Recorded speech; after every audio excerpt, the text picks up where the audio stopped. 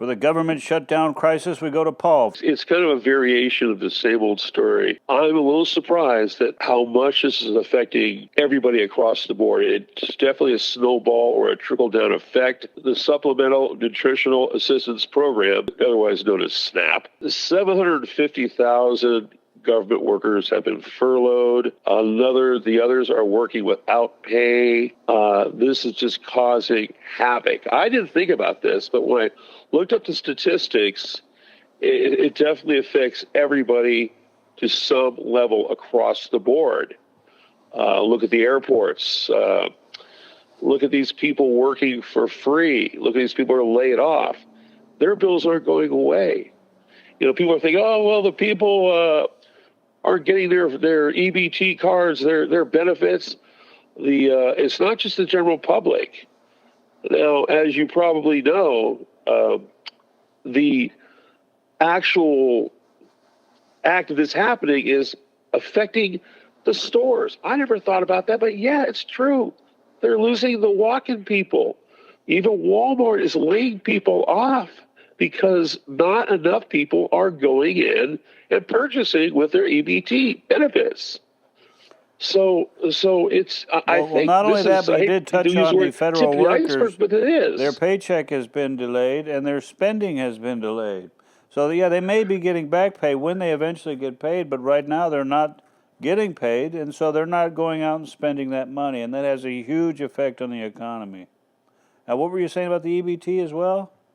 Well, a little story I'd heard, I had gotten wind of, and it's just true, is that one of the workers had to sell all her stuff, her used iPhones and everything she had to make it, and she's living on protein shakes and coffee. How do you like that for a breakfast, lunch, and dinner?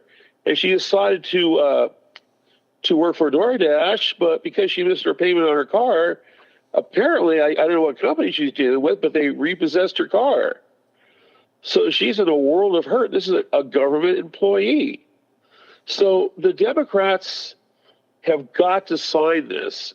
President Trump is not messing around. He's brought it over, but, no, they won't sign it. Yet if the shoe's in their foot, the Republicans would sign it. Because who's really hurting? The government higher-ups are getting their money, but the people who really need it aren't. Granted, as you mentioned in your earlier podcast, there is a lot of fraud going on, and you and I both agree that this fraud stuff is got to go. Because as Americans, our values are to work, contribute, and reap your rewards because of your effort. The government contractors are not getting paid. Really goes and they there. have a huge effect on the economy. The government contractors, they're spending. They're just waiting around idle, and all that money that they put into the economy from the Home Depots, the lumber producers, the steel producers, and whatever else they're doing as a government contractor, all that's idle right now. So that's going to have another huge effect on the economy. There's a travel has been delayed with the air traffic controllers, the TSA. We got Thanksgiving coming up. That's the busiest travel time of the year. Could you imagine the delays? And people, they're not happy. When there's flights delayed, they get angry. Some of the most angriest people I've ever seen at the airport when their flight's been delayed. Boy, those ticket agents take a beating, man. They're worse than a Timex watch. Takes a lick and still keeps on ticking. That's the old story from my time. But, man, these guys get beat up. You're absolutely right. Instead of eating turkey, we're all starting to feel like turkeys. And this is what's going on. These guys got to get past their egos, get off their high horses and sign this darn thing because the Democrats are killing the American people. Trump wants his son. He's thinking of doing something called the nuclear effect. Or the nuclear move, and it's not a regular nuclear bomb, but it's like going beyond. He has to get the actual okay of a special employee in the government to get this done.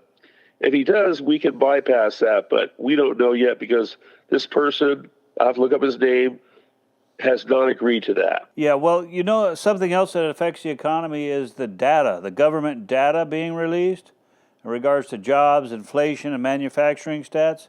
that information is delayed, and people need that information to invest. The investors at the Federal Reserve, they need this information to make decisions.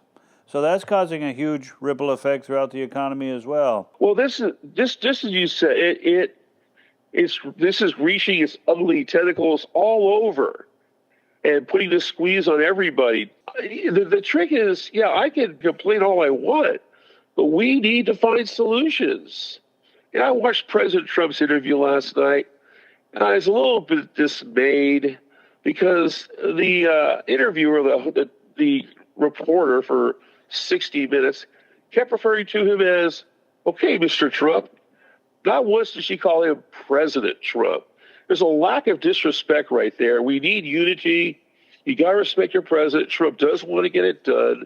But sometimes you wonder if there's like unseen forces who don't want to get this done, who want to get a reset button in America, maybe turn to a socialist or a communist country. I don't know. That's the conspiracy part that kind of rears its ugly head inside myself sometimes, that they could get it done. They haven't, and the timing is uncanny, how it's all lining up. Everything's hitting us at once, and it's like a multifaceted attack on the American way of life. Well, you're absolutely right. And according to our research, the duration is critical in this government shutdown crisis. Desperate people are going to do desperate things. You know, a lot of the local governments, you know, kind of God bless them, are stepping up trying to help out a little bit, but that's not their job, and they're going to run out of money. And then people who are hungry, have been threatening to do things, are probably going to.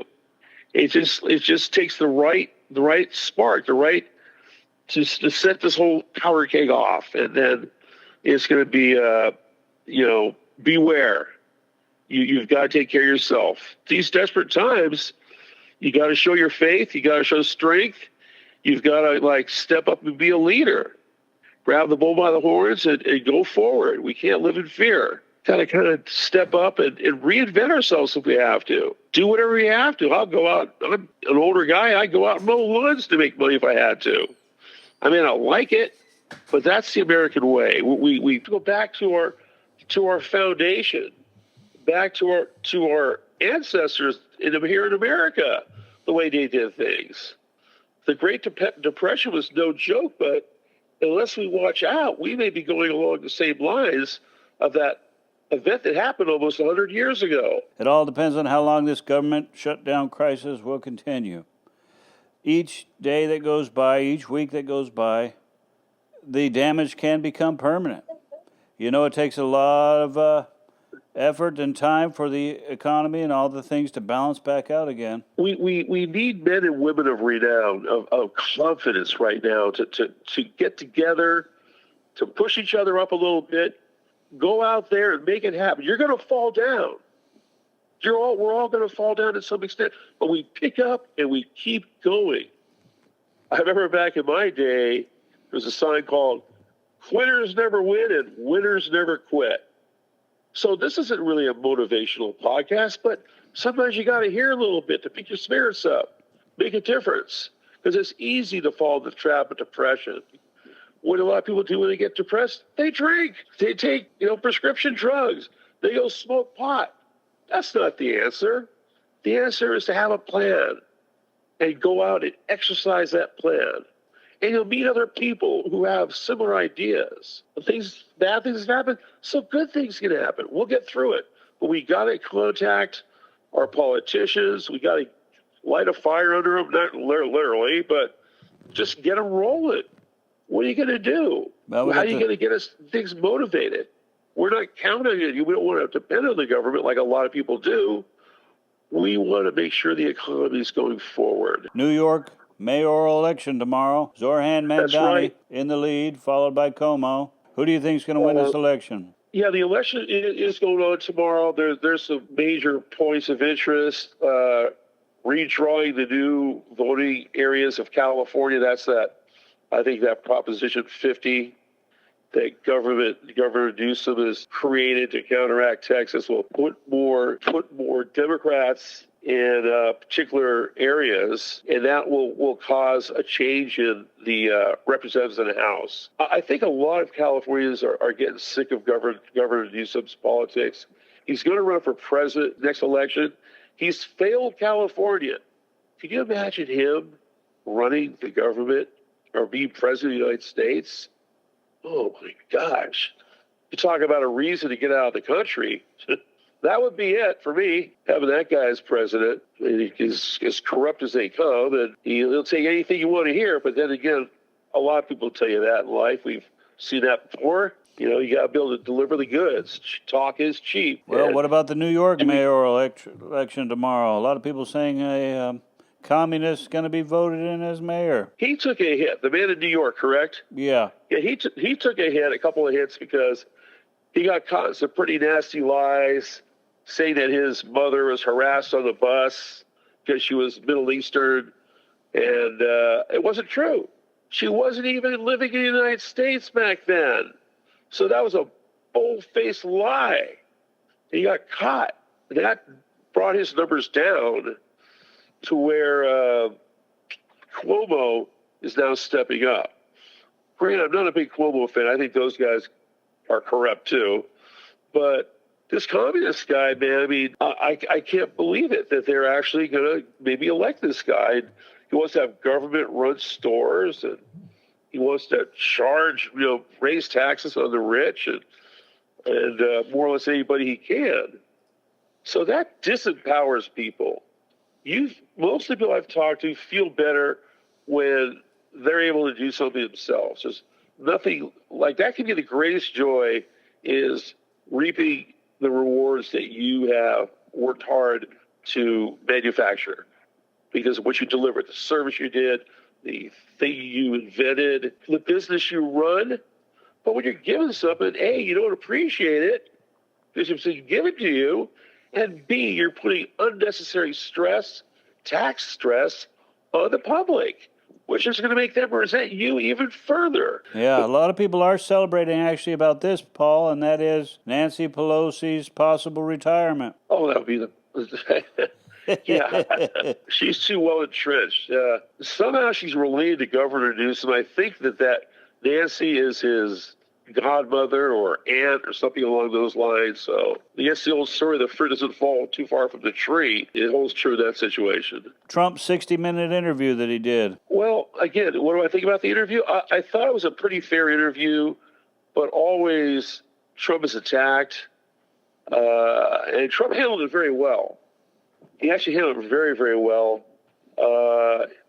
He doesn't have to give all his plans out as president. He's got to have the national security in mind, too, in sight. You don't want to just tell China what you're doing, everything. You don't want to tell these other countries what you're going to do. Because if you do, that gives them a way of the element of surprise is taken out. But he did answer a lot of the questions, even though he was disrespected, not as bad as usual, but he was disrespected. But he, like she brought up, well, you're going after your old political opponents. Well, I'm not going after them. The Justice Department is, because they're breaking the law. They went after me like crazy. And the fact is, I didn't do anything. I was found innocent. Now they're being gotten after. And they're singing the blues. They're crying. If they have nothing to hide, they have nothing to worry about. They'll be found innocent. But they are going to be investigated. We'll see what happens when that happens. Well, the government's going on vacation here November 7th. You think they'll get this government back opened up before vacation? Some people are saying that's a motivation for them because they don't want to have to come back during their vacation to revote. You tell me, any business going through a situation like this, do you think the CEO would let these guys go, your employees go on vacation? If it was a privately owned business, no. No, they wouldn't. You gotta maintain. We'll go on vacation, and while we're on vacation, you lose your company. No, nobody goes on vacation till we get through this trauma, get through this trial by fire that we're going through. So Nobody's going to go on vacation. That'll be more It's gotta get motivation for done. them to get it There'll be done. better times ahead. You'll have your vacation when the time is right.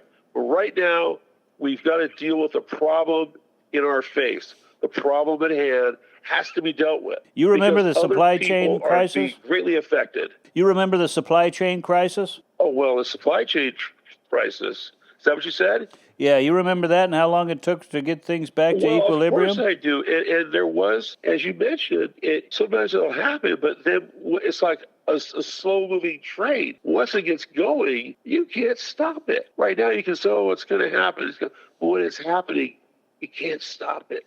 That's right. You have to deal with it. We're still feeling the effects from it today, and this was several years ago. And we are still feeling the effects of it. It's amazing. Sometimes I drive by where I live at, and I see all the big boats out in the ocean sitting out there. I go, is this like some cruel form of punishment? Is it happening again? And I think I haven't heard anything about it, but it's kind of weird. But we got to have we've got to have our supplies. Here, America. We are consumers. We probably could do with a lot less. Our economy is built on that. We don't manufacture enough anymore. However, President Trump is bringing some manufacturing back, which can help a lot of people. And the stock market went up again today, so something is happening. But I still think Main Street and Wall Street are miles apart. I know a lot of people on Main Street are hurting, and some of the people invested in Wall Street are doing great.